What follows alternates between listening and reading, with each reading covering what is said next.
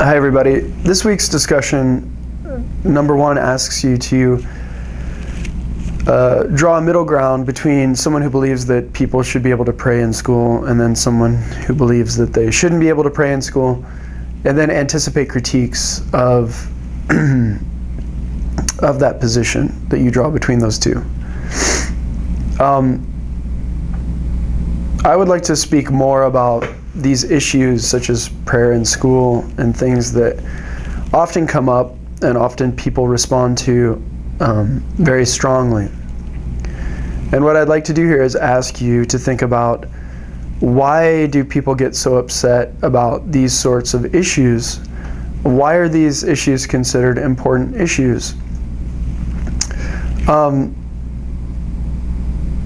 People feel very strongly about whether or not children, I guess, or teachers should be able to pray in school.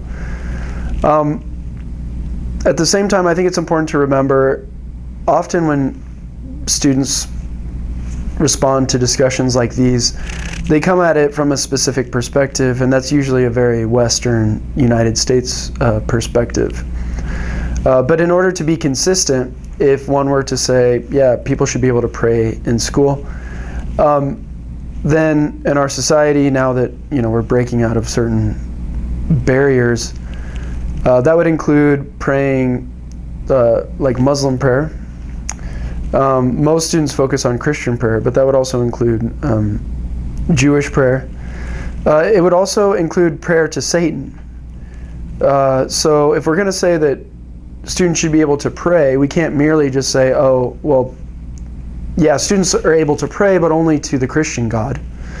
That doesn't seem to be very fair at all, or representative of the various religions that are represented in our society. So it appears that what we would need to do is then open up the space for prayer to even gods or Satan, for example. They go absolutely against the very things that people assume are going to be instantiated when they vote for these things. So, for example, most people who care about this issue are religious conservatives. And in our country, of course, the predominant religion is Christianity through the forms of Protestantism and Catholicism. And I think that what people assume when they think about this issue is that when I say I want prayer in school, what I mean is I want prayer to like Christian prayer. But again, you cannot assume that in our society. So in opening up the very space in which a Christian could pray in school, then of necessity we would open up the space in which a Satanist could pray to Satan, or a unicorn worshiper could pray to unicorns, or anyone could pray to anything for that matter. So keep that in mind as you think about these types of issues. At the same time, there's something strange about focusing on these issues with such great importance. It seems to me that if God does exist, then hopefully there is a religion that's correct and that would be praying properly to God. Does God really care if between math and science class you pray? There are a lot of other issues here. What is the role of prayer? For those religions that believe God to be omnipotent and omniscient, so all-powerful and all-knowing, why would humans even need to pray to God at all? In fact, there's a verse from the Bible that says God knows what you need before you even ask. So in that context, if God knows what we need before we ask, and this is not merely in Christianity, but is reflected in other dominant world religions, what's the point of prayer? If I know what you need before you ask, I can just go get it for you. If I know you need clean water, then I can give you clean water. If God knows that we need things, if God knows everything, then prayer doesn't seem to be something that God needs from us. At least not in the sense of the way that most people use it. Most people use prayer as a method for asking God for something, or to change the destiny of the world or one's own life or something of that nature. But if God knows exactly what you need, before you ask, then the point of prayer seems to not be to sway God's opinion or to change it in some sense, but it seems to be something different. What might that reason be? Well, some theologians claim that prayer is not for us to tell God what's going on. God obviously knows what's going on, if God exists and God is omniscient. So it's not that. It's not to let God know that you're upset or that you need your cancer to go away or you need something of that nature. Instead, it's to allow you to understand exactly what it is that you want. It's to allow you to explore the subconscious regions of your thinking, your assumptions, and your inferences, so that now they're in the conscious level of thought. So really, prayer is not about God or anything of that nature. It's about you as a human. It's about understanding more about your own life. But just think a little bit about this in terms of critical thinking. Why are issues like school prayer so important for people when there seem to be other issues politically and socially that are much more important and pervasive? Why do we tend to focus on these very simplistic black and white distinctions? Prayer or not prayer? I mean, do we really care what people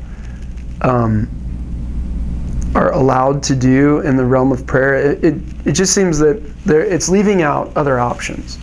If somebody wants to pray, you don't need to pray out loud. It seems to be that prayer is meditative thought is prayer. You could close your eyes and think what you're going to say. That's what most people do when they pray anyway. To think your prayer, and then that would, somehow transform into communication between God and humanity. But again, the overall reason that I'm making this video is just to think outside of these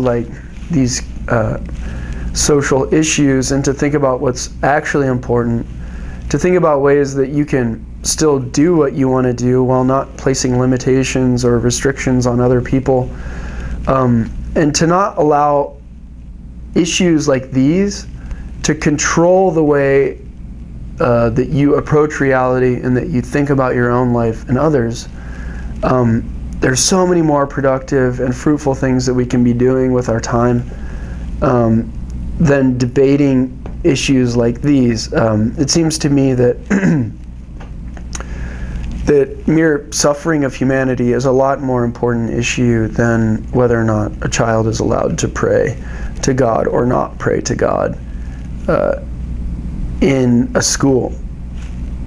But anyway, not to detract from this discussion, but again, just in terms of critical thinking and thinking about these issues, I would recommend that we try to think outside of these simplistic formulations of issues to analyze the foundations of the issues themselves and the beliefs themselves and figure out why it is exactly that we care so much about these easy, simplistic black and white distinctions. It seems to me that the issue is not, the more interesting issue is not whether or not kids should be able to pray in school. The more interesting question is, what is prayer itself? And that question exists outside of that realm. Another more interesting question would be, if God does exist, what does prayer do? Another similarly interesting question would be, if God doesn't exist, then what is prayer? Does it have any purpose or any usefulness if there is no God? Those seem to be a lot more interesting and complex issues than whether or not somebody should literally be allowed to make vocalizations in schools that are representative of prayer. But anyway, good luck with this discussion, and I hope that you begin to think about these deeper underlying issues. Remember, don't just do the minimum.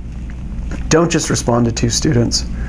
Don't word count your post so that you post exactly 150 words or whatever it might be. Write until you're done. Keep the conversation going with the ultimate goal of learning and retaining what you've learned in this course.